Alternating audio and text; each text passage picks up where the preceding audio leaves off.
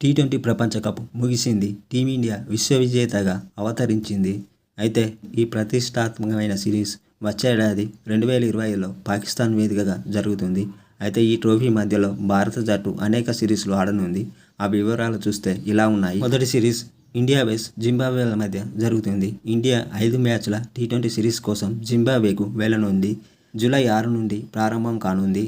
ఈ సిరీస్ టీమిండియాలో మొత్తం యువకులే ఆడనున్నారు. ఈ సిరీస్లో భారత జట్టుకు శుభ్మన్ గిల్ కెప్టెన్గా వ్యవహరిస్తాడు. జింబాబ్వే పర్యటన తర్వాత భారత జట్టు శ్రీలంక సిరీస్ ఆడనుంది. ఈ సిరీస్లో టీమిండియా మొత్తం 6 మ్యాచ్లు ఆడనుంది. ఈ సిరీస్లో తేదీలు ఇంకా ఖరారు కాలేదు.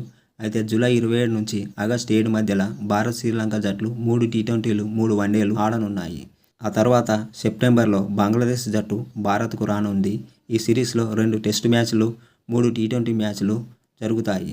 ఆ తర్వాత అక్టోబర్ నవంబర్లో న్యూజిలాండ్ జట్టుతో భారత్ 3 టెస్టుల సిరీస్ ఆడనుంది. ఆ తర్వాత ఇండియా వెస్ సౌత్ ఆఫ్రికా మధ్య జరుగుతుంది. నవంబర్లో మరోసారి సౌత్ ఆఫ్రికాతో తలపడనుంది ఇండియా. 4 టీ20 మ్యాచ్ సిరీస్కి దక్షిణాఫ్రికా జట్టు ఆతిథ్యం ఇవ్వనుంది. ఆ తర్వాత ఇండియా వెస్ ఆస్ట్రేలియా మధ్య టెస్టు సిరీస్ ఉంటుంది. ప్రపంచ టెస్ట్ ఛాంపియన్షిప్లో భాగంగా ఆస్ట్రేలియాతో భారత్ చివరి టెస్టు సిరీస్ ఆడనుంది. ఆస్ట్రేలియా గడ్డపై జరిగే ఈ సిరీస్లో మొత్తం 5 టెస్టుల మ్యాచ్లు జరగనున్నాయి.